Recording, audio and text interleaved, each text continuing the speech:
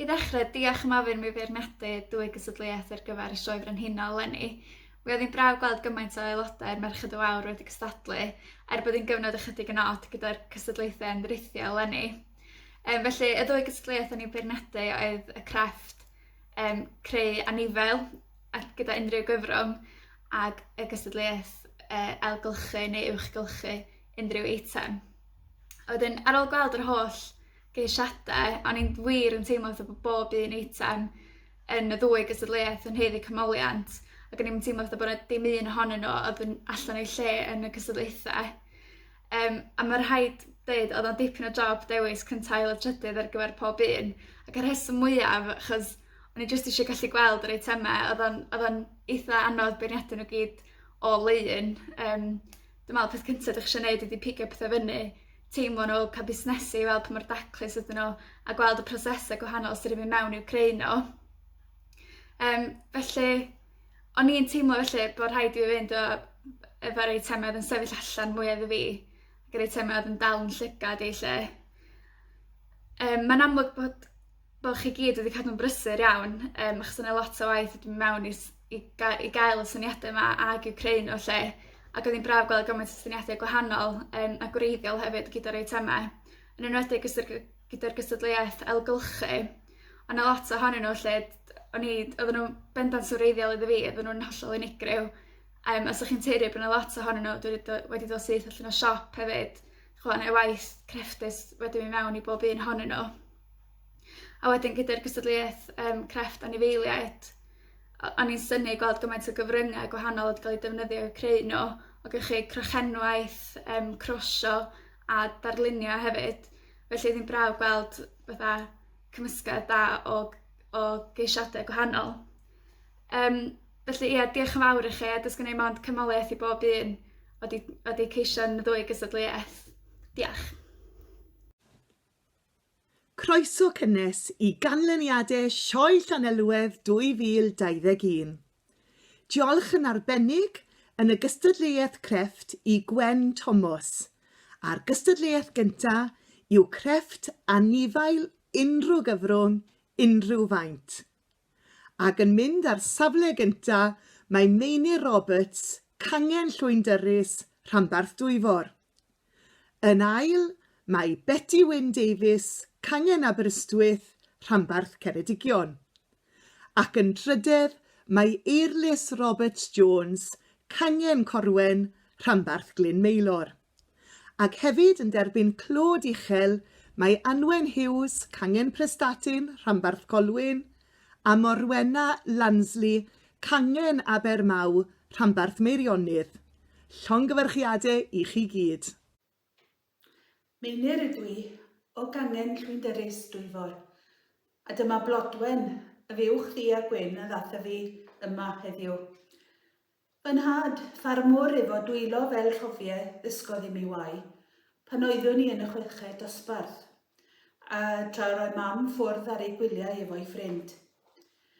Bu'r ddau ohonom yn bystachu cryn dipyn efo'r patrwm, ond erbyn i mam gyrraedd gadref, roedd gen i got babi wedi gorffen. Bym yn gwaed dillad i'r teulu ac fel anrhegion am flynyddoedd, ond yn ddiweddar, dwi wedi bod yn gwneud pethau llai ac ychydig yn wahanol. Rydw i'n mwynhau gwau gyda'r nosau wrth wylio rhywbeth ar y teledu. Roedd y testun anifail mewn unrhyw gyfrwng yn apelio atai, a thra roeddwn yn ceisio penderfynu beth allwn i wneud ar gyfer y gystadleuaeth, des i ar draws y patrwm y fiwch yma ar y we. Roeddwn i wedi dotio fod posibilrwydd o wneud llawer o ddillad gwahanol iddi. Penderfynais wneud y wisg Gymraeg efo'r sgidiau du a'r sanau gwyn, a hefyd y pyjamas a'r slipers bwni, ac efallai pwy a wyr, y gnaf ychydig eto gydag amser. Y peth arall am denodd ati, oedd y gallu rhoi cymalau symudol iddi. Felly, mae'n medru symud ei phen o ochr i ochr, ac yn medru symud ei breichiau a'i choesau'n annibynnol, sy'n ei galluogi i eistedd ar ei phen ei hun. Un peth mawr nes i ddim hoffi wrth ei gwneud oedd gwnïo dros 100 o gyffonau bach i mewn ar y diwedd. Roedd rhaid cael darn newydd o ddafedd bob tro roedd eisiau newid lliw. Wrth wneud hynny, doedd y lliwiau ddim yn dangos drwyddo. Dwi'n siŵr rhyw ddynod y bydd rhyw blentyn wrth ei bodd yn chwarae efo hi. Beti Wyn Davies dwi, a dwi'n aelod o Ferched y Wawr yn Aberystwyth, a dwi'n falch iawn o gael yr ail wobr yn yr adran gelf. Nes i wneud hwn yn ystod y gaeaf, pan oedd digon o amser gyda ni, gan fod ni gyd adre yn y cyfnod clo.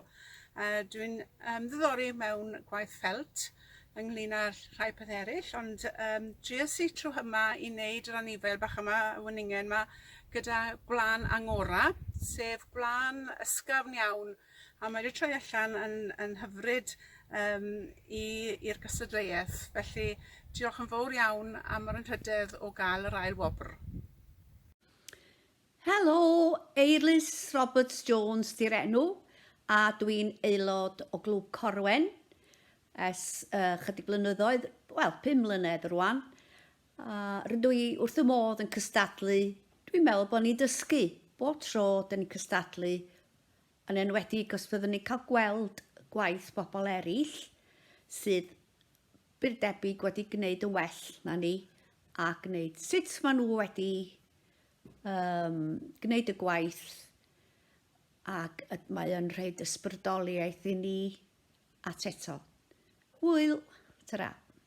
Morwenna Lansley ydw i ac rwyf yn aelod newydd i gangin y Bermo Meirionydd ar ôl ymddeio yma o Gaerdydd lle o'n i'n athrawes.